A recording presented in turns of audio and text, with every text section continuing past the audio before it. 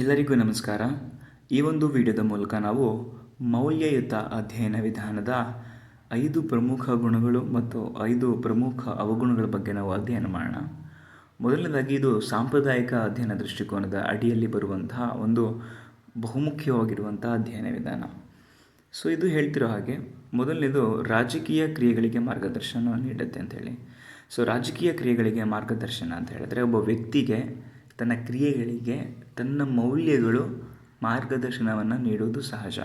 ಹಾಗಾಗಿ ಮೌಲ್ಯಯುತ ಅಧ್ಯಯನ ವಿಧಾನವು ಒಂದು ರಾಜಕ್ರಿಯೆ ನಡೆಯೋಕ್ಕೆ ಅಥವಾ ಒಂದು ರಾಜಕೀಯ ಕ್ರಿಯೆಯನ್ನು ನಡೆಸೋಕ್ಕೆ ಒಬ್ಬ ಮನುಷ್ಯನಿಗೆ ಮೌಲ್ಯಗಳ ಮುಖಾಂತರ ಮಾರ್ಗದರ್ಶನವನ್ನು ಅದು ನೀಡುತ್ತೆ ಅಂತ ಹೇಳ್ಬೋದಾಗಿದೆ. ಎರಡನೇದು ನ್ಯಾಯದ ಮೇಲೆ ಕೇಂದ್ರೀಕರಣ. ಇದು ಹೆಚ್ಚು ನ್ಯಾಯವನ್ನು ಕೇಂದ್ರೀಕರಿಸುತ್ತೆ.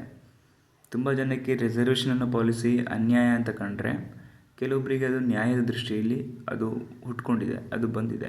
ಹೀಗಿರುವಾಗ ನ್ಯಾಯವನ್ನು ಮಾತ್ರ ಕೇಂದ್ರೀಕರಿಸುತ್ತೆ ಬಿಟ್ಟರೆ ಒಂದು ಸಮಾನವಾಗಿರುವಂಥ ಸ್ವತಂತ್ರವಾಗಿರುವಂಥ ವಾತಾವರಣಕ್ಕೆ ಇದು ಸಪೋರ್ಟ್ ಮಾಡೋದಿಲ್ಲ ಅಂತ ಹೇಳ್ಬೋದು.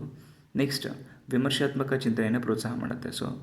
ಮೌಲ್ಯ ಅನ್ಬೋದು ಕೆಲವೊಬ್ಬರಿಗೆ ಒಳ್ಳೆ ಮೌಲ್ಯ ಇರ್ಬೋದು, ಕೆಲವೊಬ್ಬರಿಗೆ ಕೆಟ್ಟ ಮೌಲ್ಯ ಅಂತ ಇರ್ಬೋದು. ಎರಡೂ ಮೌಲ್ಯಗಳೇ, ಆದರೆ ಅದನ್ನು ವಿಮರ್ಶೆ ಮಾಡೋದು ಅಂದರೆ ಪ್ರೋಸ್ ಆ್ಯಂಡ್ ಕಾನ್ಸ್ ಇರ್ಬೋದು ಅಥವಾ ಮೆರಿಟ್ಸ್ ಆ್ಯಂಡ್ ಡಿಮೆರಿಟ್ಸ್ಗಳ ಬಗ್ಗೆ ಇರ್ಬೋದು. ಅನ್ಯಾಯ ಆದಾಗ ಅದ್ರ ಬಗ್ಗೆ ಪ್ರಶ್ನೆ ಮಾಡೋದಾಗಿರ್ಬೋದು, ಎಲ್ಲವೂ ಕೂಡ ವಿಮರ್ಶಾತ್ಮಕವಾಗಿ ಅಧ್ಯಯನ ಮಾಡುತ್ತೆ ಅಂತ ಹೇಳ್ಬೋದಾಗಿದೆ. ನೆಕ್ಸ್ಟ್, ಆದರ್ಶಗಳ ಮೇಲೆ ಕೇಂದ್ರೀಕರಣ. ಆದರ್ಶಗಳು ಐಡಿಯಲಿಸಮ್ ಅನ್ನೋದ್ರ ಬಗ್ಗೆ ಅದು ಕೇಂದ್ರೀಕರಣ ಮಾಡುತ್ತೆ. ರಿಯಲಿಸ್ಟಿಕ್ಕಿಂತ ತುಂಬ ದೂರ ಇರುತ್ತೆ. ಐಡಿಯಲ್ ಕಲ್ಪನೆ ಈ ಲೋಕಕ್ಕೆ ಅದು ಹೆಚ್ಚು ಮಹತ್ವವನ್ನು ಕೊಡುತ್ತೆ. ನೆಕ್ಸ್ಟ್, ಮಾನವ ಕೇಂದ್ರಿತ ಅಧ್ಯಯನ.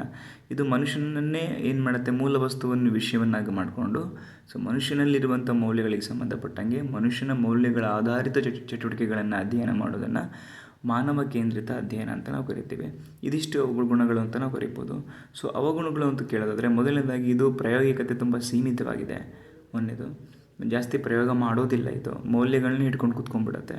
ನೆಕ್ಸ್ಟ್, ಅನುಭವದ ಕೊರತೆ ಇದೆ. ಅಂದರೆ ಎಕ್ಸ್ಪೀರಿಯೆನ್ಸ್ ಇರಲ್ಲ, ಏನೇನು ನಾಲೆಡ್ಜ್ ಇದ್ದರೂ ಕೂಡ ಬಟ್ ಎಕ್ಸ್ಪೀರಿಯೆನ್ಸ್ ತುಂಬ ಮ್ಯಾಟ್ರ್ ಆಗುತ್ತೆ. ನೆಕ್ಸ್ಟ್, ಆದರ್ಶವಾದ ಮತ್ತು ವಾಸ್ತವವಾದ.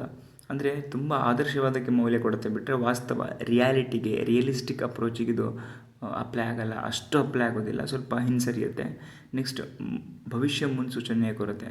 ಅಂದರೆ ಪ್ರಿಡಿಕ್ಟ್ ಮಾಡೋಕ್ಕೆ ನೆಕ್ಸ್ಟ್ ಏನಾಗುತ್ತೆ ಅನ್ನೋ ಪ್ರಿಡಿಕ್ಟ್ ಮಾಡೋದ್ರಲ್ಲಿ ಇದು ಫೇಲ್ ಆಗುತ್ತೆ, ಅಷ್ಟು ಪರ್ಫೆಕ್ಟ್ ಇಲ್ಲ ಆ ವಿಷಯದಲ್ಲಿ. ನೆಕ್ಸ್ಟ್, ಅಧಿಕಾರ ಸಂಬಂಧಗಳನ್ನು ಕಡೆಗಣಿಸುತ್ತೆ. ಇಲ್ಲಿ ರಿಯಲಿಸ್ಟ್ ಅಪ್ರೋಚ್ನಲ್ಲಿರುವ ಹಾಗೆ ಅಧಿಕಾರ ಮತ್ತು ಬಲಗಳಿಗೆ ಹೆಚ್ಚು ಮಹತ್ವ ಇದೆ. ಆದರೆ ಈ ಮೌಲ್ಯಯುತವಾಗಿರುವ ಅಧ್ಯಯನ ವಿಧಾನ ಅಧಿಕಾರ ಸಂಬಂಧಗಳನ್ನು ಕಡೆಗಣಿಸಿ ಮೌಲ್ಯಗಳ ಒಂದು ಮಹತ್ವಕ್ಕೆ ಹೆಚ್ಚು ಪ್ರಾಮುಖ್ಯತೆಯನ್ನು ಕೊಡುತ್ತೆ ಅಂತ ಹೇಳ್ಬೋದು. ಇವಿಷ್ಟು ಕೂಡ ಮೌಲ್ಯಯುತ ಅಧ್ಯಯನ ವಿಧಾನದ 5 ಗುಣಗಳು ಮತ್ತು 5 ಅವಗುಣಗಳು. ಮುಂದಿನ ತರಗತಿಯಲ್ಲಿ ಆಧುನಿಕ ಅಧ್ಯಯನ ವಿಧಾನಗಳ ಬಗ್ಗೆ ಅಧ್ಯಯನ ಮಾಡೋಣ. ಧನ್ಯವಾದಗಳು.